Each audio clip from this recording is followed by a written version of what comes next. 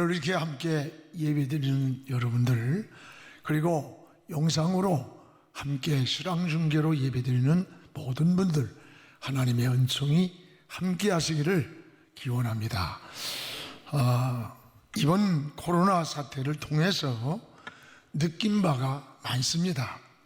그동안 우리는 미사일, 방사포, 핵무기가 큰 무기들이 가장 무서운 것이라고 알았습니다.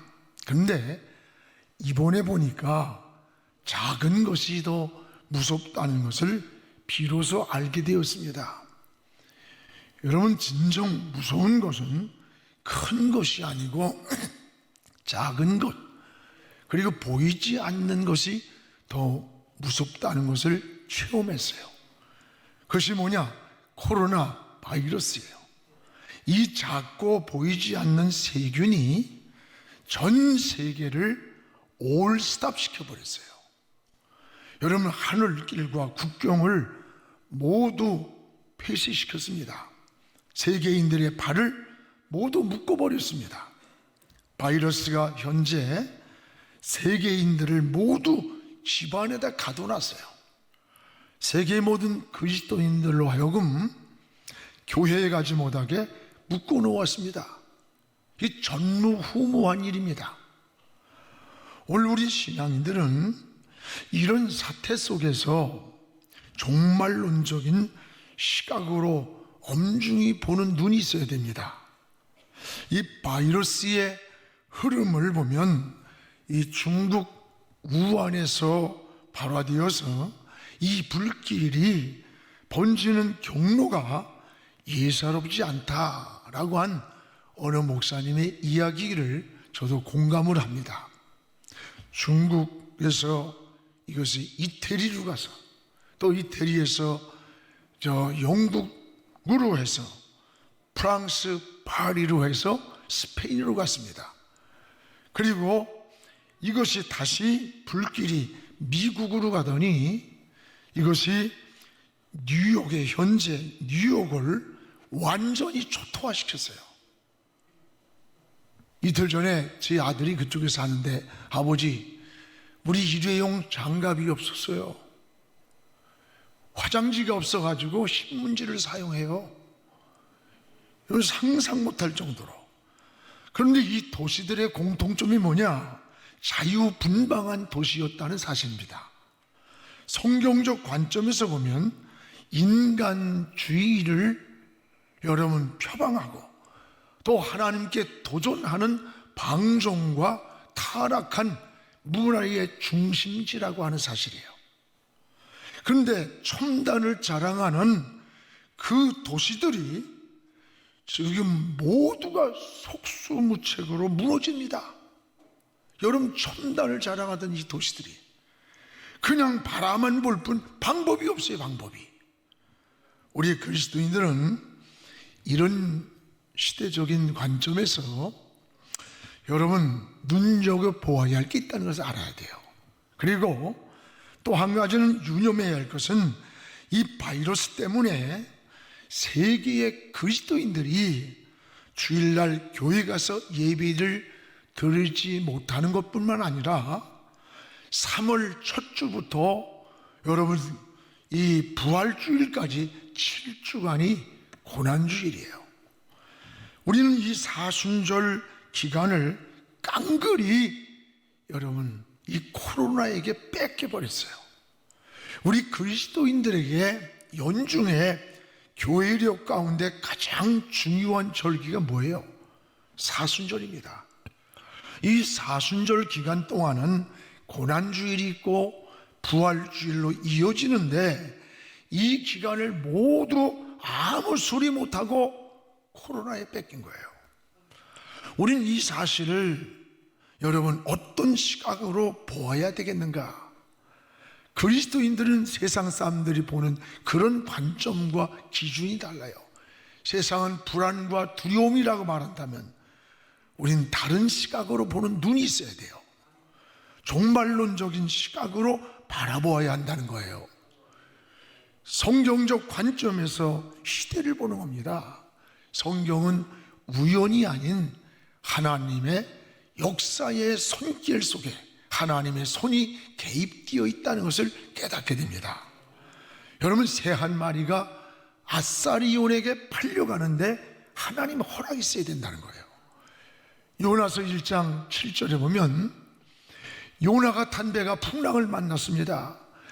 그때 이 풍랑을 해결하기 위해서 왜 이 풍랑이 일어났느냐 원인을 깨닫기 위해 배 안에 있는 사람에게 제비 뽑기를 했어요. 그런데 이 제비가 그 많은 사람 가운데 요나에게 뽑힌 거예요. 이게 우연이냐? 아닙니다. 보이지 않는 하나님의 손이 그곳에 개입되었다는 사실이에요. 여러분, 잠언 16장 9절에 사람의 마음으로 자기 길을 계획을 해도 그 걸음을 인도하는 자는 하나님이라고 했습니다. 그렇습니다. 역대상 21장에 보면 오르난의 타작마당이 나와요. 이 오르난의 타작마당에서 이 다윗이 여호와를 위하여 제단을 쌓을 때 전염병이 백성으로부터 멈추는 사건을 보게 됩니다. 오늘 이 시대의 오르난의 타작마당이 어딜까? 예수 그리스도의 피로 값주고 세우신 성전이에요. 우리가 성전에서 하나님의 얼굴을 찾아야 돼요. 그리고 이 땅에 전염병이 멈추기를 우리도 기도해야 됩니다. 오늘 우리 시대에 만난 이 지구촌의 재앙들, 재난들, 이걸 종말론적 시각으로 깨닫고 우리는 하나님 앞에 어떻게 살아야 할 것인가 라고 하는 것을 기도해야 됩니다. 이것이 영적인 분별력이요 지혜라고 말하는 거예요. 오늘 말씀은 이 북왕국 이스라엘이 말기입니다. 끝말이에요. 백성들이 하나님의 사랑을 버리고 죄악으로 빠져들어갈 때 하나님은 호세아 선지자를 통해서 하나님이 괴로워하는 마음, 하나님이 아파하시는 그 마음을 우리에게 보여주고 있는 겁니다. 그래서 하나님은 호세아 선지자의 이 가정사를 통해서 두 가지를 보여줍니다. 하나는 하나님의 마음이에요. 하나님의 마음이 어떤가? 그 아파하고 계시는 하나님의 마음, 이걸 알게 해주고, 또 하나는 그럼에도 불구하고 이런 타락과 이런 속에서도 변치 않고 끝까지 우리를 사랑하시는 하나님 사랑을 우리에게 보여주는 거예요. 호세아는 아내 고멜이 외도를 했어요. 그리고 배가 불러오는 거 임신이 돼가지고, 여러분 생각해봐요. 그 배신감, 분노로 자기 아내를 버리려고 합니다. 근데 하나님은 고멜을 책망하는 게 아니라 호세아를 책망하는 거야. 오히려 버리지만 안 된다, 버리지 마라. 그리고 뭐라고 하시는 거니? 내 마음의 고통과 배신과 괴로운 그 심정이 바로 내 마음이다. 하나님 마음이라는 거야. 하나님 마음, 아파하는 그 하나님 마음. 고멜처럼 이 백성이 음란하고 수없이 번제했으나 버릴 수 없는 내 백성, 이들이 버릴 수 없는 내 백성이야. 마치 자식이 아무리 못된 짓을 해도 그 자식을 버릴 수 없는 부모의 마음이라는 거예요. 그래서 이들이 하나님의 백성이요 택한 선민이기 때문에 하나님의 택한 선민은 무서운 고난은 징계를 내릴 수 있지만 결코 버리지 않는다. 여러분은 하나님 자녀입니다.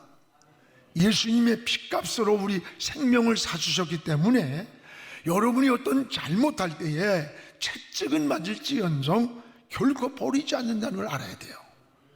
그러면 성도는 어떻게 살아야 되는 겁니까? 사는 방법이 뭐예요? 하나님은 호세아 선지자를 통해서 여호와께로 돌아오라는 거예요. 돌아오라고 외치는 거예요. 하나님께로 다시 돌아오면 너희를 구원해 주신다. 내가 상처를 치료해 주신다. 하나님과 관계를 회복시켜주고 은혜를 베풀어 주겠다는 약속이에요. 오늘 이 말씀을 통해서 우리는 여호와께로 돌아갈 때 주시는 이 세 가지 은혜를 우리에게 보여줍니다. 여러분의 마음도 여러분의 몸도 우리가 하나님께로 다시 돌아가는 이 은혜의 시간이 되기를 주님의 이름으로 축복을 합니다. 여호와께로 돌아가면 무엇보다 따라합시다. 상처를 치유해 주신다. 다시 하나님께로 돌아와라. 내가 찢어진 상처를 치유해 주겠다. 이 약속이에요. 우리 1절을 이제 같이 읽겠습니다. 보라, 우리가 여호와께로 돌아가자. 여호와께서 우리를 찢으셨으나 도로 낫게 하실 것이요, 우리를 치셨으나 싸매어 주실 것이라. 여기 찢었으나 도로 낫게 해주신다. 이스라엘 백성들이 포로에서 나라도 찢어졌고 신앙도 다 찢어졌어요. 이게 우연이 아니라 여호와께서 찢었다는 거예요. 하나님의 손이. 오늘 찢는다는 이 원문은 잡아챈다는 거예요. 누가 잡아챘느냐? 하나님이 잡아채 찢었다는 거예요. 여러분, 하나님이 잡아채면 우리의 건강 하루아침에 찢어져요. 하나님이 잡아채면 사업 한순간에 찢어져요. 가정도 나라도 하나님이 잡아채면 다 찢어지는 거예요. 오늘 찢어진다는 말이 이렇게 무서운 겁니다. 그러나 너희가 다시 하나님께로 돌아오면 도로 낫게 한다. 다시 치료해 주시겠다는 거예요. 여호와 라파라는 거예요. 여러분, 이것이 회복이에요. 하나님이 찢었지만 다시 낫게 해주시는 하나님. 그렇습니다. 하나님이 치료하시면 못 고칠 게 뭐가 있겠어요? 여러분, 오늘 영혼이 찢어졌습니까? 가정이 찢어졌습니까? 마음과 육체가 찢어졌습니까? 삶이 찢어졌습니까? 오늘 하나님께로 돌아가기 바랍니다. 하나님께서 찢었으나 다시 낫게 해주시는 치유의 은혜를 누려야 되는 거예요. 우리의 민족도 상처가 너무 많습니다. 하나님이 치료해 주시기를 기도해야 돼요. 또한 여호와께로 돌아갈 때 여기 보면 치셨으나 다시 싸매 주신다. 백성들이 범죄할 때 하나님은 바벨론을 통해, 때로는 아말렉을 통해서 몽둥이로 사용해서 치셨어요. 그럼 다시 하나님께로 돌아올 때 싸매 주시는 하나님의 사랑을 보여주는 거예요. 그렇습니다. 사는 길이 뭐예요? 오늘 하나님께로 돌아가는 거예요. 하나님께로 돌아가면 사는 거예요. 하나님께로 돌아가면 다 용서해 주겠다는 거예요. 호세아 당시에 말할 수 없는 타락한 시대 아닙니까? 영적으로 예배가 다 무너졌어요. 도덕적으로 음행에 빠져 타락할 대로 타락한 시대가 호세아 시대예요. 그런데 오늘 우리가 살고 있는 이 시대도 다를 바가 없다는 걸 알아야 돼요. 여러분, 이번에 미성년자 그 어린아이들의 성을 착취한 N번방, 난 깊이 몰랐는데 이 자세한 설명을 하는데 놀랐어요. 칼로다가 살을 찢어가지고 노예라는 글씨를 살에다가 새겨놓고, 그리고 살을 파고 애벌레를 몸에다가 거기다가 넣어놓은대요. 살 속에다 애벌레를. 더 이상은 내 얘기를 못해요. 그리고 고통에서 막 몸부림치는 그 잔인한 동영상을 찍어서 유포를 시키는데, 그 여러분 유포하는 사건에 미성년자가 주역이에요. 그뿐이에요. 여자 승려, 여자 중 30대인 여중 승려가 그 판매 조직책이에요. 조직책. 이거 여러분, 이게 세상이 어떻게 되는 겁니까? 기가 막힌 얘기예요. 아마 이제 또 누가 나올지 온통 세상이 그냥 음란으로 온통 빠져버렸어요. 여러분, 특히 우리 청소년들, 여러분 자녀들 부모 말 들어요? 안 들어요. 선생님 말 안 들어요. 왜 그러냐?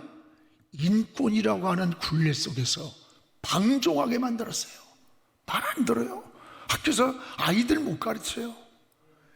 부모가 자식을 마음대로 얘기를 못해요. 방종하게 만듭니다.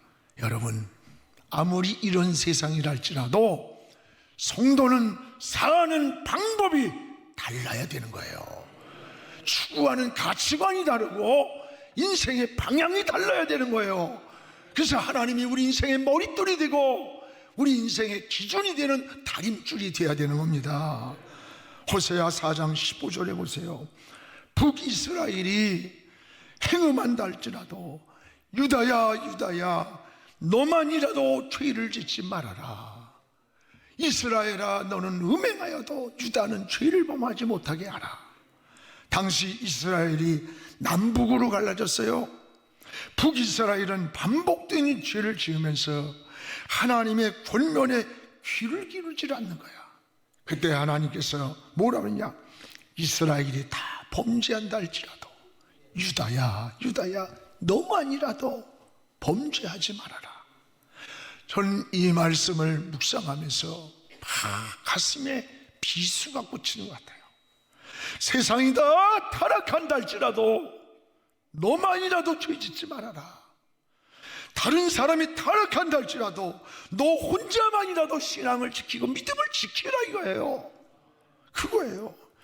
여러분, 예수 믿는 장로도 권사도 다 저런데 집사인 나쯤이야 뭐 어떠하랴, 나 같은 성도쯤이야 어떠하랴, 이렇게 생각하기가 쉬워요. 아닙니다. 목사가 타락할지라도 나만큼 여러분 신앙을 지키리라. 장로 권세가 타락한다 할지라도 내 믿음은 나만큼은 믿음으로 살리라, 신앙으로 살리라. 이걸 나시린이라고 했나? 나시린. 여러분, 많은 분들에게 어느 교회도 문을 닫고 예배 다 닫았는데 왜 목사님은 안 합니까? 여러분, 그 교회하고 우리하고 왜 비교합니까? 신앙은 사람을 기준으로 삼을 때 무너지는 거예요. 이걸 알아야 돼. 신앙은 사람이 기준이 되면 안 돼요. 성경이 기준이 돼야지. 세상이 다 타락해도 나만은 성경 말씀대로 살리라 라고 할 때 바로 그 한 사람을 통해서 하나님의 역사를 만들어가는 겁니다. 여러분, 예레미야 5장 1절에 이 말씀 아니에요? 너희는 예루살렘 거리를 빨리 다니며 그 넓은 거리에서 찾아보고 알라. 뭘 찾느냐? 정의를 행하고 진리를 구하는 한 사람, 한 사람이에요. 그 한 사람을 찾으면 이 성을 내가 다 용서하겠다. 정의를 구하고 진리를 행하는 한 사람이에요. 한 사람. 이 한 사람이 중요한 거예요. 오늘 여러분이 이 한 사람이 되시길 바랍니다. 그 시대마다 하나님이 세우는 사람이 있는 거예요. 여러분이 바로 하나님이 세우는 존귀한 그 한 사람이 여러분 되시죠. 세상이 다 타락하고 방종한다 할지라도 나는 믿음을 지키고 성경대로 살고 신앙을 따라 살겠다고 하는 것이 여러분의 학교에서, 직장에서, 사회성에서 있어야 되는 거예요. 그 한 사람을 통해 하나님은 역사를 만들어가는 겁니다. 우리 교회가 그런 교회가 되고 싶습니다. 또 하나, 여호와께로 돌아오면, 하나님께로 돌아오면 하나님이 일으켜주겠다, 다시 일으켜주겠다는 약속이에요. 오늘 2절을 우리 같이 읽겠습니다. 여호와께서 이틀 후에 우리를 살리시며 셋째 날에 우리를 일으키시리니 우리가 그의 앞에서 살리라. 여기 일으킨다는 말과 산다는 말이 나와요. 그런데 둘째 날이 나오고 셋째 날이 나와. 이게 무슨 말이냐? 둘째 2, 3일이란 말은 짧은 시간을 말해요. 너희가 지금 찢어졌지만, 병들었지만, 그러나 걱정하지 마라. 하나님께로 돌아오면 내가 낫게 할 거다. 그렇습니다. 여러분, 찢어졌을지라도, 잘못 살아서 매를 맞았을지라도, 병들었을지라도, 실패했을지라도 하나님께로 다시 돌아올 때에 하나님은 속히 우리를 회복시켜주고 일으켜주고 살려준다는 약속입니다. 그렇습니다. 하나님이 일으켜주면 일어나는 거예요. 사업도 가정도 건강도 나라도 하나님이 일으켜주면 일어나는 겁니다. 하나님께로 돌아갈 때 하나님이 일으켜주겠다는 거예요. 오늘도 하나님께로 돌아가는 우리의 모든 신앙이 되기를 주의 이름으로 축복합니다. 그러면 우리는 어떻게 돌아갈 수 있느냐? 어떻게 돌아갈 수 있는 거냐? 방법이 오늘 호세아서 4장 15절 하반절에 나오잖아요. 두 가지가 나옵니다. 길갈로 가지 말아라. 또 하나 베다웬으로 올라가지 말아라. 왜 그랬느냐? 여러분, 길갈은 본래 여기는 이스라엘의 성지예요. 굉장히 좋은 곳이에요. 그런데 북이스라엘이 백성들이 이곳을 음란하고 타락한 우상숭배지로 만들어버렸어요. 타락한 도시로, 타락한 곳으로. 그래서 하나님은 세속된 이 길갈로 가지 말아라. 즉 세상으로 나가지 말라는 거예요. 세상에서 살 길을 찾고 기웃거리지 말라는 거예요. 또 하나는 베다웬으로 올라가지 마라. 이 베다웬이라는 말은 허무한 집이라는, 허무한 집. 왜 허무합니까? 하나님을 떠났기 때문에 허무한 거예요. 하나님을 떠나니까 인생이 허무해지는 베다웬이 되는 거예요. 그렇습니다. 원래 이 베다웬이라는 말은 베델이라는 말에서 나온 어원이에요. 그런데 하나님을 떠나면서부터 이 삶이 허무해졌던 거예요. 하나님을 떠나면서부터 허무한 집으로 바뀐 거예요. 우리 인생이 하나님 떠나면 인생이 허무해지는 거예요. 많은 소유 좋은 조건이 있어도 공허함을 채울 수 없는 거예요.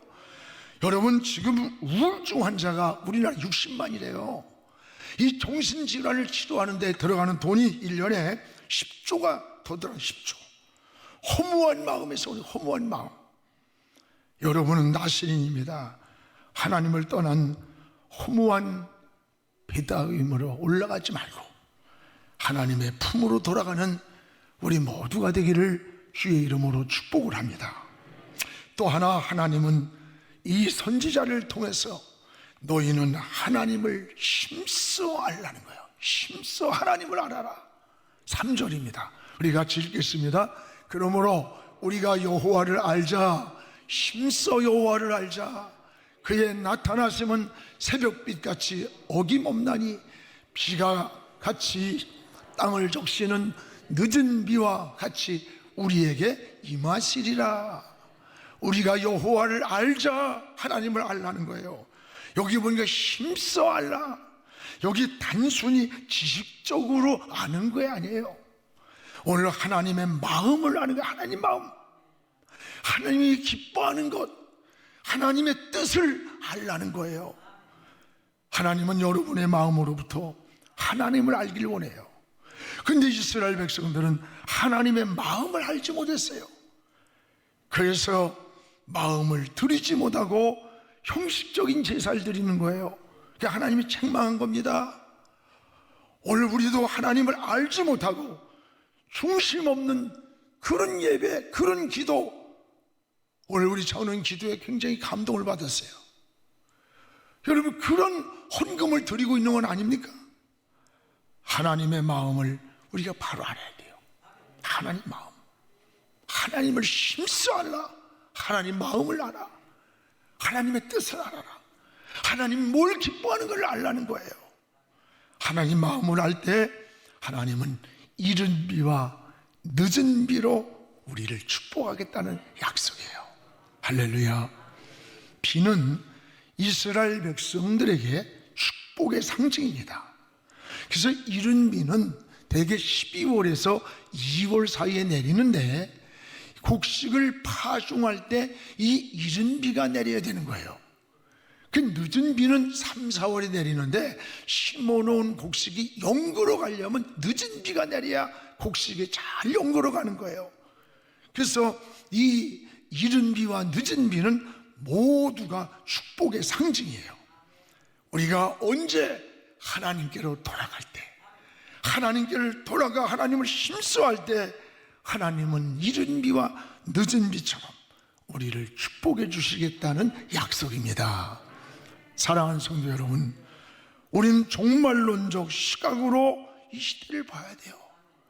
주님이 노아의 때와 같다. 이 시대는 소돔 성과 같은 때와 같다. 타락하고 부패하고 어둠이 밀려오고 이제 가면 갈수록 걷잡을 수 없을 그때가 옵니다.